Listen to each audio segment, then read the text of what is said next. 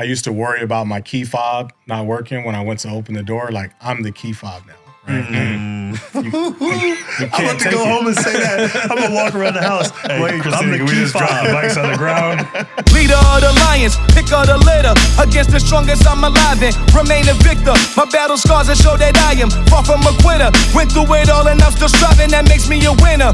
When it's me versus the globe, with my back to the wall, when at my lowest of lows, still I put up a brawl. Was never in me to fold, never in me to fall. So when my story is told, they'll say I gave it my all. We are back. Next Chapter Podcast. KT, JT, and we have a special guest today. So excited to speak with him, JR Tolver. Did I get it right? You got it right, man. Tolver. There it is. Not to be mistaken with Culver. One All L, right. no I. One L, Don't no call I. me Tolliver. Yeah, exactly. Well, we're going to kick it back, right where we left off, JT, and we talked about why we do what we do. I think JR has a powerful testimony in terms of transitions and how he's dominated chapter after chapter after chapter. Now, it didn't come without what? Struggle. Struggle, yeah. Pain. Yeah. Now, JR, just as we introduce you into the show, tell a little bit about your background, kind of where you're from, when you played, how long you played football, and then obviously in the NFL, and what else you did after that. And then the big question always is, when it ended, when football came to an end, what was that like? Yeah. Yeah, so I started playing the game when I was 9 years old, like a lot of guys. Grew up in Louisiana and then moved to San Diego when I was in the 7th grade. That's a good decision. My mom was from San Diego, my dad was from Louisiana, so we always had that kind of duality there.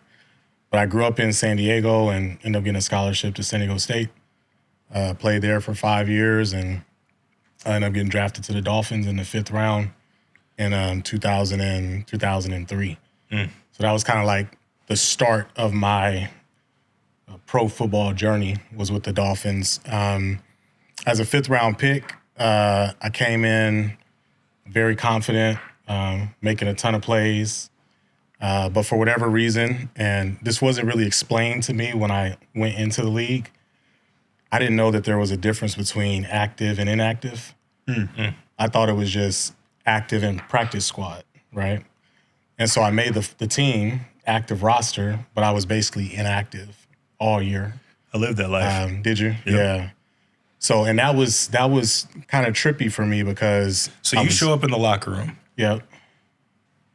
not even knowing. No clue. Go to your locker, expecting to play your first NFL game, and there's no pads in your locker. Exactly. Yeah, just sweats. Yep. Like Just I sweats. did that for a whole season. I was pissed off Yeah. about that. Yeah, you pissed off. I want to hear you're about to go into it like, I was confused. Like, I thought if you were on the active roster, everybody played, Yep. right? And so after my first experience being inactive, I didn't know if I had done something wrong or if there was more that I should do. Should I be doing something different? So my entire rookie year, it was me trying to figure out where I fit on that football team. how did you figure it out? After about 5 or 6 weeks, I started understanding that 9 times out of 10, it was a numbers game. So for me, as the 6th receiver on the roster, who wasn't really being involved in special teams, I wasn't covering kicks or anything like that. I was kind of the first guy out.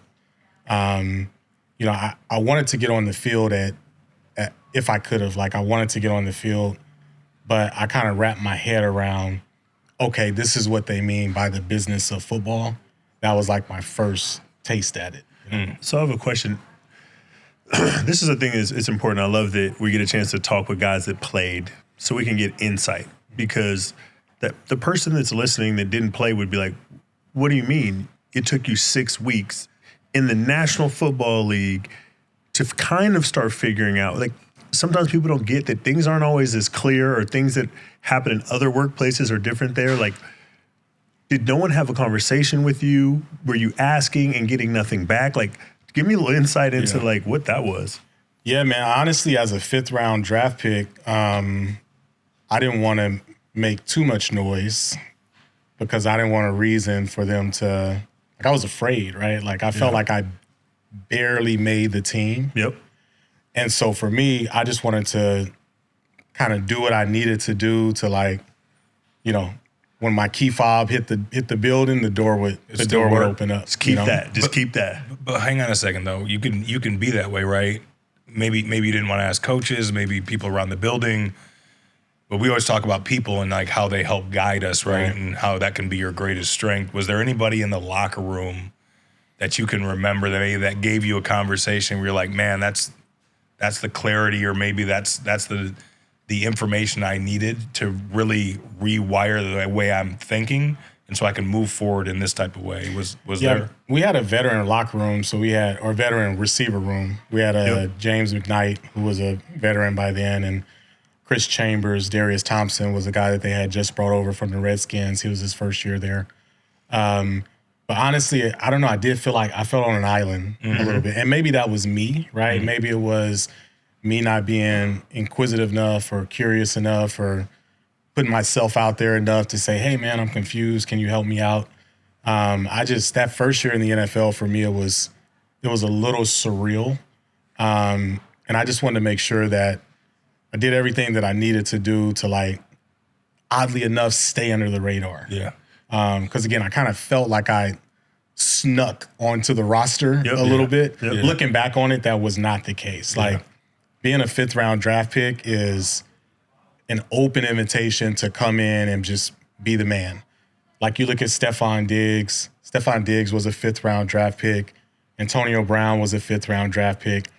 Being a 5th round draft pick doesn't mean that the team wants you to come in and play your role. It means that they actually want you to be on this team and have impact. But I didn't look at it that way. I thought, okay, because I was a 5th round draft pick, I need to come in and kind of play this, like, humble, Let me like, shut my mouth, work work role. my ass. I'm not asking any questions. Exactly. Let me just do my job, and eventually my locker will have pads in it. Exactly.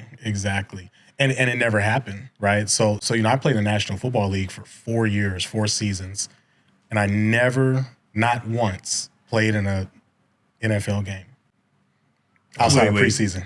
So this is why, like, these are the things that kind of get my blood going as a former player, because I asked myself, that receivers coach didn't have a conversation with you to explain different things that could be happening.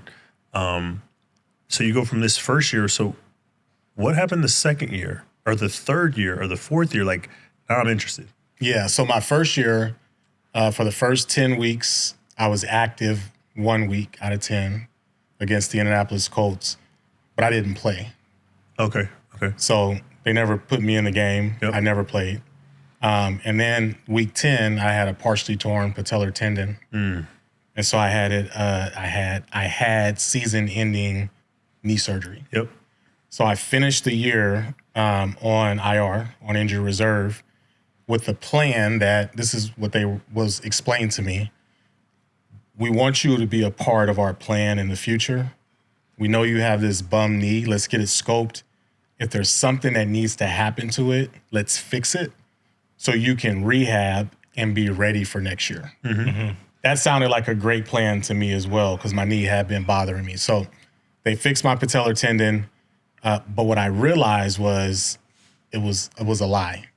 The reason that they hurt me was because there was a guy coming off the PUP list. So they wanted you down so they could put him on the roster. And they knew if they cut me, that I probably would get picked up because I led the preseason for rookies in receiving.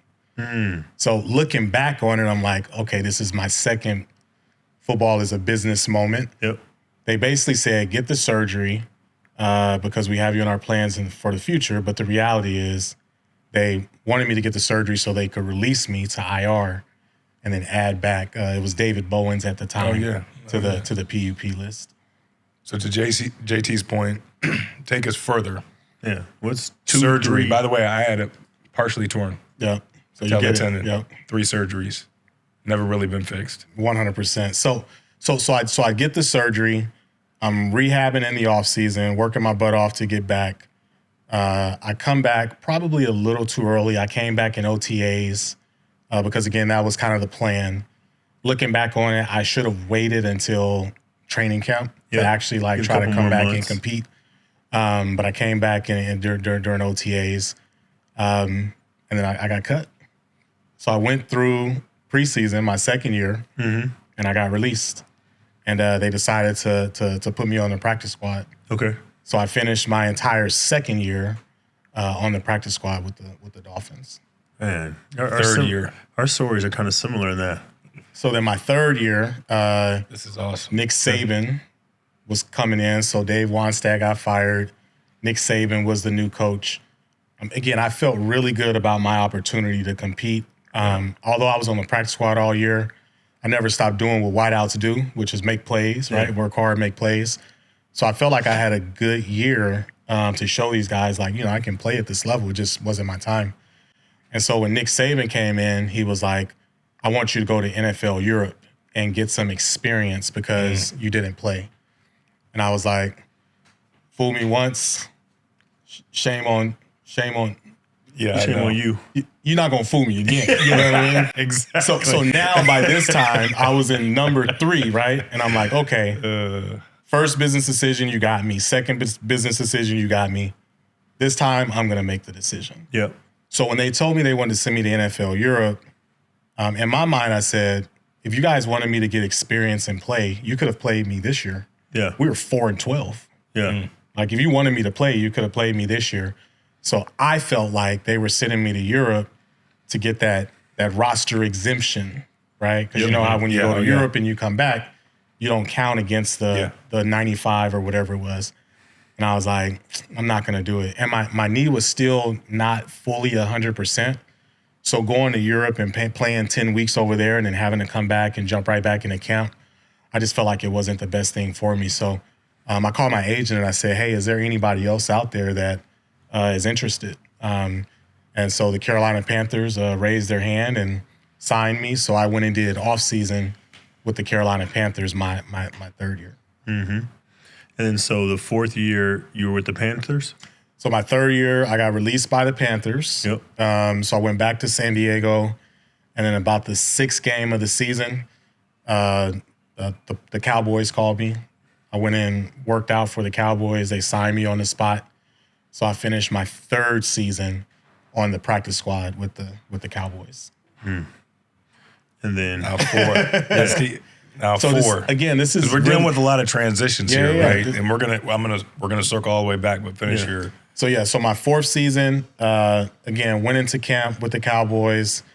I felt like I had a good camp, but I got hurt really early in the camp. I ended up getting a 4th degree turf toe sprain. Ooh. And I just never recovered from it. Yep. And that was kind of the year where, Terrell Owens came in and Parcells was there. So, we had some really good wideouts in the room. Miles Austin, that was his rookie year. Sam Hurd was another guy in the room that ended up having a great career. But I felt like before I got hurt, I was one of the, top 4 receivers, just from a positional standpoint.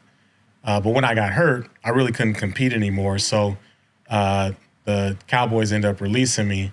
But because I was hurt, I ended up getting an injury settlement. That settlement got me another season.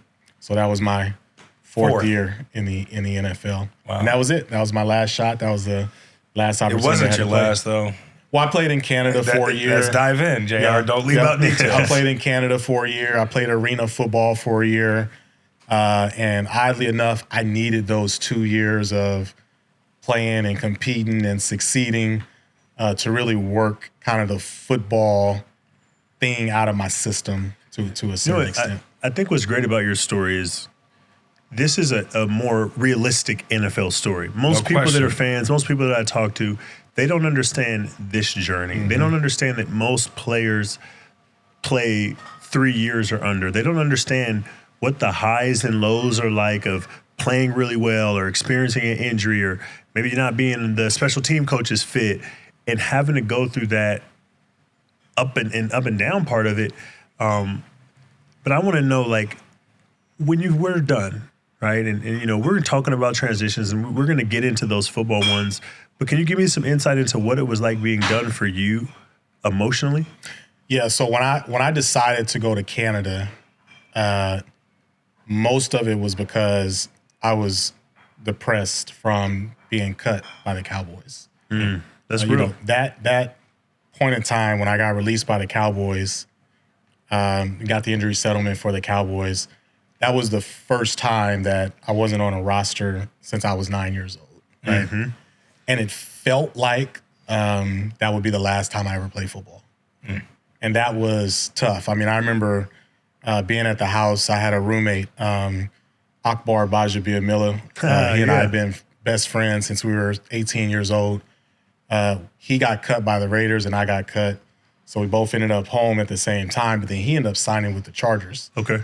So I was kind of like there to deal with it on my own. And I watched every episode of The Wire in like 2 days. Yeah. And I'm not a big TV guy. I've never been a big TV guy, but I didn't feel like I had really anything in me Nowhere to like go, pursue. nothing to do. Like, Yeah. who am I now? Like this loss of purpose. Exactly. This loss of, would you say there was some loss of hope there that like, Well, I thought it was over. I was Wow. like, I'm never going to play again. When you say you were home, where were you living? San Diego. Not like what roof? Oh, I had you a condo. You had a condo. Yeah, I had a condo Okay. in San Diego that me and Akbar owned together. Okay. So again, I think that looking back on it, that was hard for me to see him go to work keep playing Every day. Yep. And the hometown team too, right? and the hometown team, and I was just sitting at home on the couch watching The Wire, and you know, but it's funny too. My mom, the first time I remember, I had a conversation with my mom. You know, moms always know, and my mom was like, she's like, she said to me, she said something. I can't remember exactly what it was, but I said, you know, it's not like I'm depressed or anything. I'm just like, and she was like, nah. She's like, I think you're a little depressed. And I remember that conversation like it was yesterday because it was a reality Yep. that I never had to like deal with. But in that moment, I was like, damn, she's right. Like I'm in this space where it doesn't feel like there's a way out. So going and playing in Canada gave you football back, gave you something to do, gave you another shot at what you're really good at and what you've Exactly. been doing your whole life. But when that came to an end, what was that like? Yeah, so when I left Canada, I left kind of on my own free will. You know, I went up there for a year and I got everything out of it that I think I needed to get out of it. And then when I came back to San Diego, I got a call from the Los Angeles Avengers at the time, which was arena football team. And they asked me to play, and I was still in shape. I still, you know, loved the game, so I played a season with them. But I knew while I was playing arena that was going to be my last year. So I feel like, oddly enough, like I had a transition within the transition, Yep. which is what helped me. Like a little step down. I had a little step down. It wasn't just like the fall. right in the valley. Exactly. Yeah. So, and it was humbling, right? It was humbling going from the NFL to Canada. Yep. And then, you know, the questions that people ask you, like, oh, what happened? Or why are you in Canada? Why aren't you in the league anymore? Yeah. Right. Yeah. It was humbling, but it was also, it gave me the opportunity to like work through it. As you're planning and thinking like, Do you think okay, it was because, to your point, sorry, JT, like, because people started to wither away, you know, in a sense, like, what was it for you? You know how, I'm sure a lot of people reaching out to you, drafted by the Dolphins, right? Right. Super hype for you coming back over here on this coast. It's the opposite end of San Diego, but they're both beautiful places, right? sure. And what Miami has to offer, and then you're playing in the NFL, and now you're saying, hey, Canada, then it's like arena.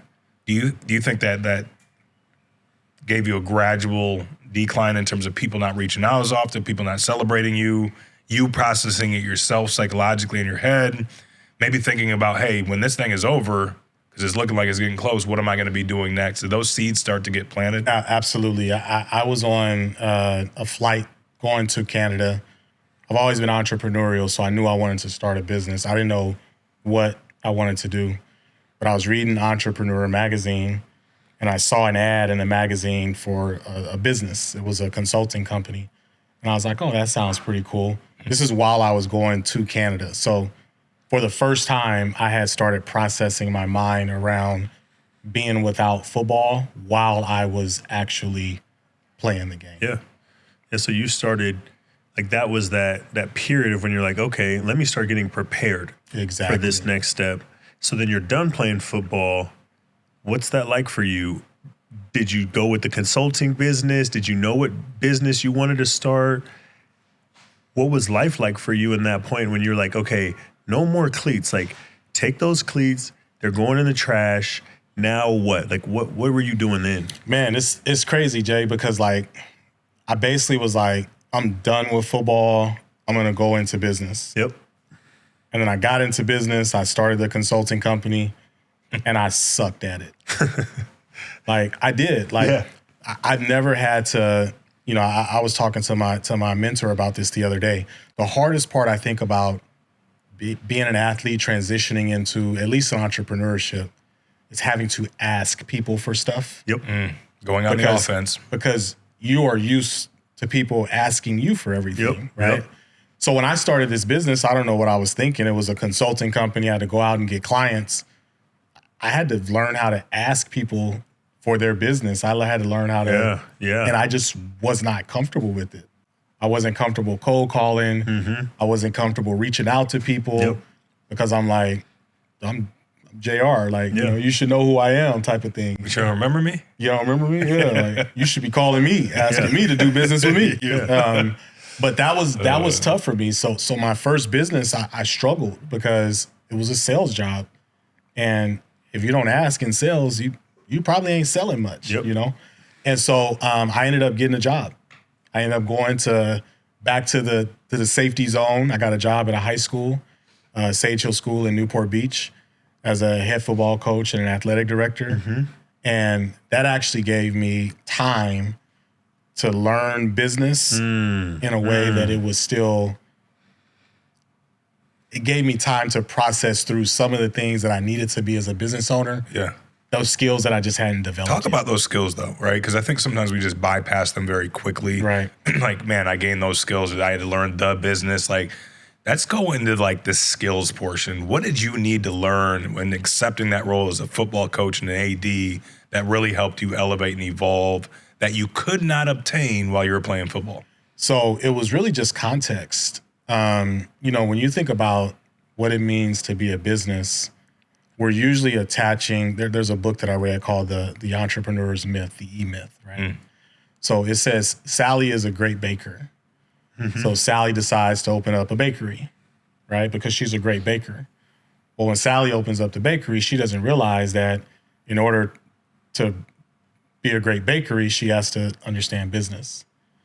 And so for me, I had no context, right? I knew that I wanted to be in business. I knew that there was certain things, certain products, certain services that I wanted to maybe get behind from a business perspective, but I didn't really have any context of what it meant to be a business outside of like, how can I make money through this business? And so what I learned over probably a 12-year period is that if you don't build the foundation of your business, if you don't understand taxes, you don't understand bookkeeping, you don't understand how entities work, you don't understand budgets. I know we talked about that. Business budgets are completely different than personal budgets, right? If you don't understand those things, it doesn't matter how great of a baker you are, your business is gonna suffer. You were Sally. Huh? You were Sally. Yeah, I was Sally. Because all I was focused on was going out and generating revenue, not actually being a business, you know? No, I just think it's interesting how, like, we talk so much in PAC about the importance for support, right? And like in your journey, like support kept showing up, right, in little ways. Like when you leave the Cowboys and you're back in San Diego, support shows up as, you know, getting to be around your boy, your best friend.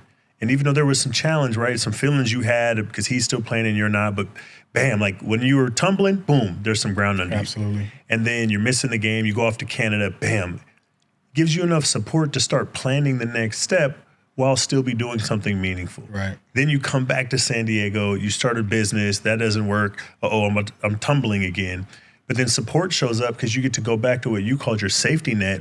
and now you're coaching, now you're being an AD, and you said it gave you time to learn. Absolutely. And I think that that's such an important thing for us to talk about, because I've realized for myself that I'd been calling myself a professional for 7, 8 years I was in the league, but I wasn't really a pro at nothing. Like professional has a different meaning to me now, of like reading emails, looking at spreadsheets, entities. Can you talk about how you became a real pro and like what that was like for you?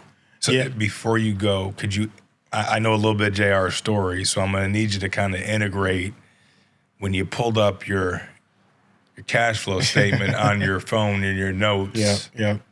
And how that led to what JT's talking about. Yeah, so I started that first business simultaneously when I had the job.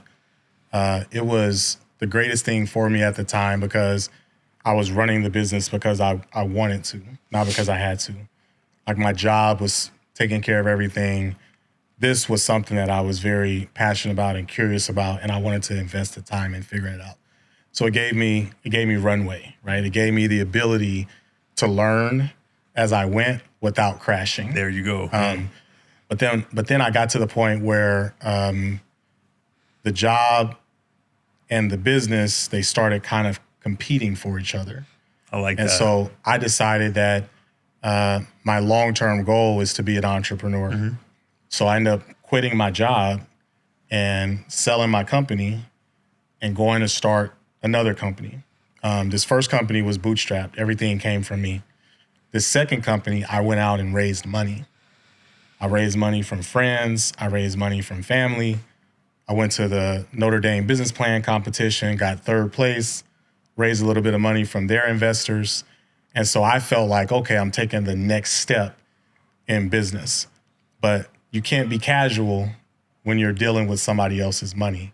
Yeah. And this wasn't something that I knew, right? I just knew that if I had money in the bank, I could, turn that money into revenue. And it's fine when it's my money. If I screw it up or whatever, I don't have anybody to hold me accountable. Somebody else's money. But when you take somebody else's money, you're held to a different standard.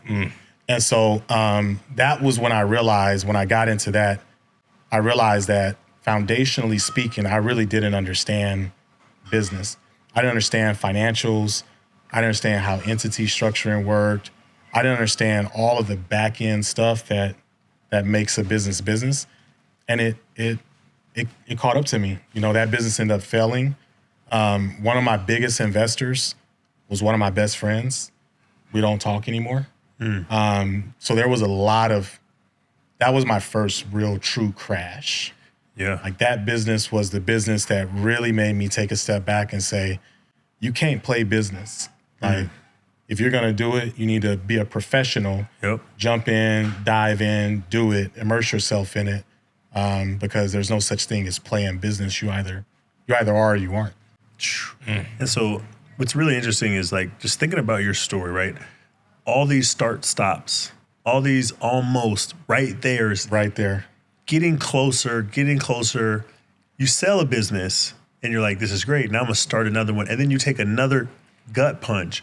What is it about you that allowed you to keep pushing, keep moving through that? And then when did you start your streak of wins? Yeah, I mean, that's a really great question. So 2015 was when that business died. I told myself in that moment, like when I got cut by the Cowboys, that I was never going to run another business again. It was too painful, right? To try to grow something and watch it. Like, I was grieving the loss of the business. I told myself I would never run a business again. Wow. So me and my wife, we moved to New York. She's from New York. We have a 1-bedroom investment condo that we've had for a long time in East Orange, New Jersey. And me, her, and our 2 kids moved into this 1-bedroom apartment. That's condo. real. So you had kids. And so losing that business wasn't just that business. You had to have a conversation with your family. Like, we got to go somewhere else and we got to start. Yeah, and that was difficult. And I got a job. I got a job selling payroll in New York City. I was making $3,000 a month selling payroll. And I told myself, I was like, I'm just not cut out to own a business. Wow. So for like 7 or 8 months, I was just going to work and coming home, going to work and coming home. But when something's inside of you, you can't extinguish it. Like that's why I think the hardest thing about football is like football is a piece of us. So it's not just the game. It's like there's this piece of us that loves the game, that loves to compete, that loves the energy, loves the adrenaline, loves everything that comes with it. It's not just the game. It's like it's tapping into our soul, you know? And I felt that way about entrepreneurship. Like I wanted to extinguish it, but I couldn't. Yeah. And unlike football, you know, when the game leaves you, you have no choice. In business, you know, that voice would have been in my head forever. So I decided to try it again. JR, like JT hit a point where how did you just keep going? You just described that well. But I think we have never talked about this before, but I think there's something interesting that I've learned about you today, I believe. But you were talking about going and start business to make money, right? We know you have to make money. Yep. Like, we get that. But I think finally there's a part of your life that finally found the service and what you wanted to provide for individuals in the space that you could also make money doing it while helping people. Absolutely. Right? And I think for a while, it sounds like to me you may have been chasing something that's a little bit monetarily with no substance. And I think you know what I was chasing, Caleb? What? I was chasing my rookie year earnings. Wow. Yep. That's what I was chasing. Yep. I said, You wanted that feeling I'm a back. smart guy. Football didn't work out for me. Fuck it. I'll figure it out. Right? And that's what my bar was. My bar was, can I make $315,000 in a year as an entrepreneur on my own? Yep. That's what I was chasing.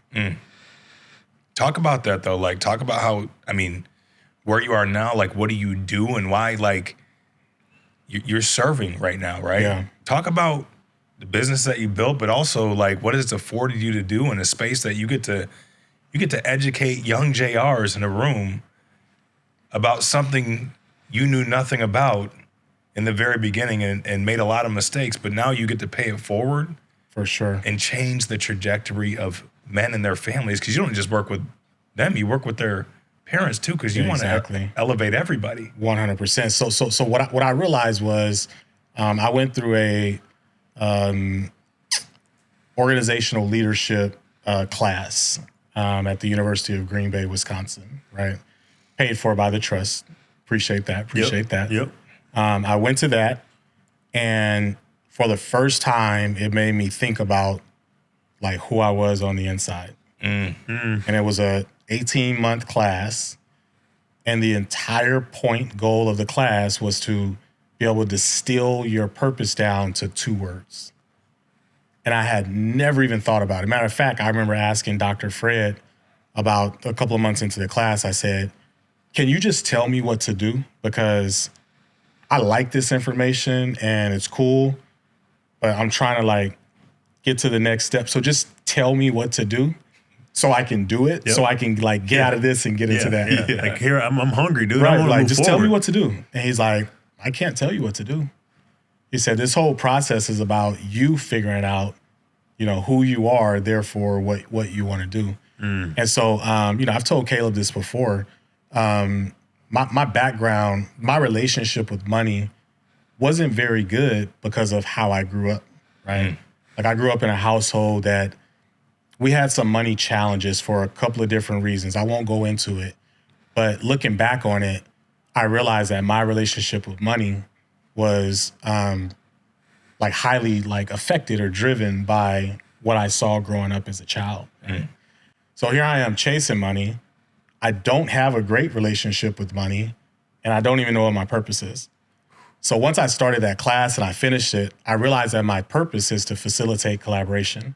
Like I love to build ecosystems of support, right? Like what we can do as 3 is going to be 1,000 times better, not even 3 times better than what we can do as 1. And so when I realized that my purpose was to facilitate collaboration, it allowed me to find an industry where I could actually do well and do good. Right. So those are the 2 words? Those are my 2 words. Facilitate collaboration. Facilitate collaboration. And I was asking you, what was that thing in you that kept going? And it sounds like, I'm going to try to name it, desire. Like this desire to be an entrepreneur, this desire to achieve those rookie earnings was what was driving you. And that was okay because, you had some bumps along the way, but now. Yeah. Talk to us about what you're doing now. Talk to us about how you recaptured that feeling that you were missing for how many years? Tell us how many years it was gone so that, the people that are listening realize that, like, man, it doesn't matter if I'm in some darkness now. Yep. If I keep this desire and I keep getting education and support, I'll get there. Yeah. So if I'm being like completely honest about it, from the time I got cut from the Dallas Cowboys for the last time, that was 2006 to 2018. I felt like I was operating in my actions weren't aligned with my passions and my purpose fully, right? Yep. When I coach high school football, I absolutely loved coaching high school football, but I had the desire to make money as well. So as much as I liked coaching high school football, one of those buckets wasn't being filled. So then when I quit that and I went to the business that I started, the waste and recycling company in Panama City, Panama, I was trying to fulfill the money bucket, and then I threw the passion and purpose bucket out the window, right? But in 2018, I kind of like figured out, okay, what I need to be doing is I need to be teaching and coaching, right? And I need to be teaching and coaching in a way that I can also like hit my income goals or fulfill my revenue goals. Yep. And that's what happened. Like I was able to, after a bunch of different misses, the losses are ultimately like what gave me the perspective of what I like, what I don't like. And now I have to amalgamate those experiences into something that really, it doesn't run dry, right? Now I don't feel like, oh, I'm just doing this until I get to the next thing. Yep. I feel like for the first time since like 2018 when I started this, that I'm now doing what I will be doing infinitely. There's not going to be like a time where I jump out of it. Wow. I just want to pause right there because JT, like hope. I think for anybody listening, like you talk about hope, you just talked about 12 years. 12 years. Of deprivation, of maybe a winter-like season. 12 years. As a former player, if you're listening, I don't really care, but like you talk about what the transition can be like and how tough it can be and how you can see like no light within the tunnel that you're in. Is that, JR, I'm so damn proud of you. Appreciate it. I really mean that, of finding your passion and purpose and really facilitating collaboration. When I heard that, I said, ooh, I'm gonna tell you why. Just last episode, I talked about the 3 elements of happiness: connecting to others, personal growth, and contribution to society. You found all 3. And you worked the process too, right? Like you went to a conference, you stepped out of your comfort zone, you were willing to stick through to listen to somebody else to be like, man, I'm not gonna cash it in. You could have just stayed in that winter season. Right. You know what? Forget about it. Forget I'm gonna do this on my own. I'm gonna just go away from everything. Like, I don't know what you're going through right now. And that's for people that are listening. But like, when you talk about inspiration and motivation to keep going, is listen to JT as he broke down that in terms of like the psychological elements. Like, let's be very careful and listen to these things because your testimony is powerful. And I know you're gonna continue to change and transform a lot of lives while doing what you love on a daily basis. So I'm proud of you. No, I appreciate it. I think contextually speaking too, one of the best things you can do is get exposure. Sometimes you walk into a room and you don't want to go into that room because you feel like, everybody in the room knows more than you. You don't want to feel like a dummy. You don't want to feel like you don't understand. But the reality is like, when you sit down, when I sat down and I first started learning football, there was so many things about football that I didn't know. Yep. Like everybody knew how to block and tackle and run and catch. But if you start looking strategically and schematically, most of that stuff is foreign to you until you get context and you get a chance to learn it. So that's what business was for me. And if I had to do it all over again, obviously the younger JR, I would have taken more time to really like put myself in positions to like understand business. Like once you have context, then you can apply your Sally, cupcake to your bakery. If you have no context, that cupcake may taste real good at the crib, but it's going to be trash once you get it to your bakery because you haven't checked all of the other boxes you needed to check. Exposure. What's it breed? Breeds expansion. Yeah. When you said that, I heard your voice saying exposure breeds expansion, because one of the most fundamental things we're doing at PAC is providing exposure. But there's a couple of things that I just can't let slide by, because your story is inspiring me right now, because something inside of my mind is going, that's a dog. That's a dog mentality, right? Like 12-year season. That's what no one tells us about when we're players. Right. You might be going through a season that's half a decade. Are you prepared to go into that? Yeah. And you also said that there's this role that others had in helping you regain mastery. Mm-hmm. So I'm always talking about that. I'm always talking about the hardest thing is you go from, I know my X's and O's in football, I'm a master at this, to damn, I got to go into a new environment and I got to master that. And you said you would have took more time, you would have invested more into that. But one thing we talk about is mentors. Mm-hmm. Who showed up for you to start helping you learn this is how you master it? Who was coaching you or giving you guidance? Yeah, I mean, once I declared that entrepreneurship is, who I wanted to be and what I wanted to do, I started running into some awesome people. Yes. And I started leaning on those people, not for their business, which is what my first mentality was, but for their mentorship. Yes. I have a bunch of guys in my circle that really came from Sage Hill School. So Sage Hill is one of the most prestigious schools in the country. It's actually the school that Kobe Bryant sends his kids to. So it's the network of people that are at that school is phenomenal. And so what I did was, as I was coaching the kids at the school, I was recognizing that some of the moms and the dads of those students were very, very, very successful, and they were willing to help. And so I would schedule lunches and coffees and really just sit down and, I know you mentioned this in the last episode, but I would really just sit down and say, man, that person is where I think I want to be. Let me talk to him or her and see how they got there. Yep. Right. And so just trying to gather as many contextual clues you as I realize possibly that could. Success leaves clues. Absolutely. They leave clues. Like, if we just realize that, and have enough humility to be like, you know what? I don't know. I don't understand. I'm a little uncomfortable to go in that room or to address this parent, man. I don't want to step out of bounds of like my role. No, you were willing to go on the offense. And I think that's what we got to understand. Like, we have to understand as we're rolling through our lives and societies that there's going to be people that will help us, right? But they have to know we need help. Absolutely. And how do you do that? So this is where I first started this by saying, I realized I didn't like to ask. But it wasn't asking, it was asking for business. That was something that I had to work through. I love asking people for help. Like, if I see you're doing something that I can see myself doing in the future, I will ask you for help all day long. I will ask you to talk to me. I'll ask you to share your experiences with me. So I kind of had to reframe my thought process a little bit, because the asking for business I struggle with.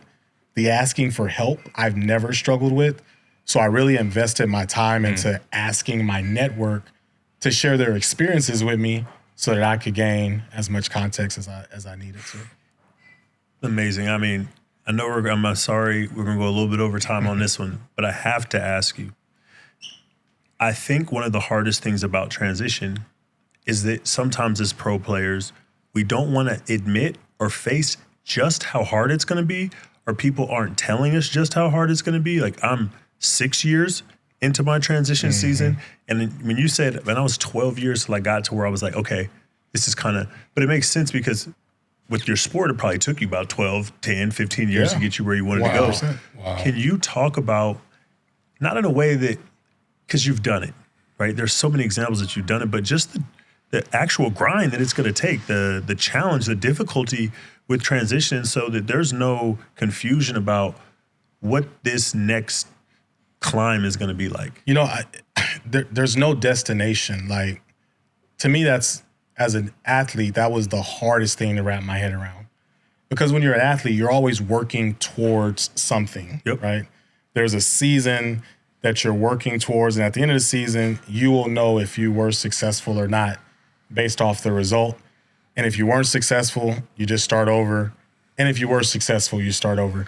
This thing is a constant, like, day-by-day journey. Yeah. You know? And I know that sounds like cliche, but at the end of the day, there isn't a destination. Like, every day is about getting a little bit better, learning a little bit more, and then trying to apply that knowledge to your situation to make your situation a little bit better on a day-by-day basis. I struggled with that, like wrapping my head around this never ends, right? It's something that is going to happen for as long as God allows me to take breath into my chest. Powerful, man. The learning journey.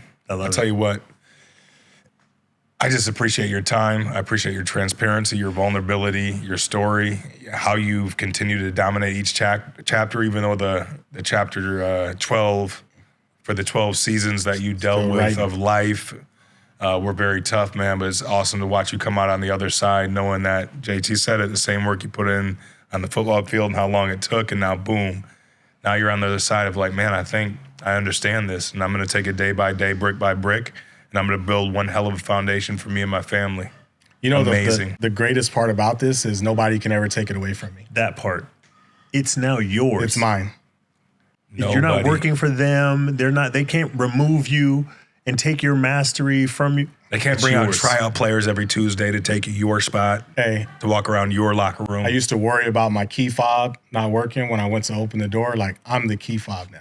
Right? I'm about to go home and say that. I'm gonna walk around the house. Hey, wait, Christina, I'm the we key just drop the fob. bikes on the ground, like throw them. Yeah, I'm the key fob. I'm the key fob now, right? But you have to. I mean, I had to build that, right? Yeah. I had a fob that didn't have anything in it. Wow. You know, and now that fob is starting to open doors, and the more I continue to put in that fob, the more doors I can continue to open. But at the end of the day, nobody can take it. Nobody can take it from me, which is for me, as somebody who really enjoys autonomy, is really tied to the ability to create. That makes me feel great. It makes me feel great knowing that I've built something and will continue to build something that can never be taken away from me. I needed to listen to this story when I was beginning my transition, because my dog, like, that's for real, man. I took somebody nuggets. Okay. Bet I show up tomorrow a little different. Yeah. Key fob mentality. What? JR, appreciate your time today. JT, it's always good, man, being in the lab with you. Join us on our next episode of Next Chapter Podcast. Subscribe below. Tune in. Change your life.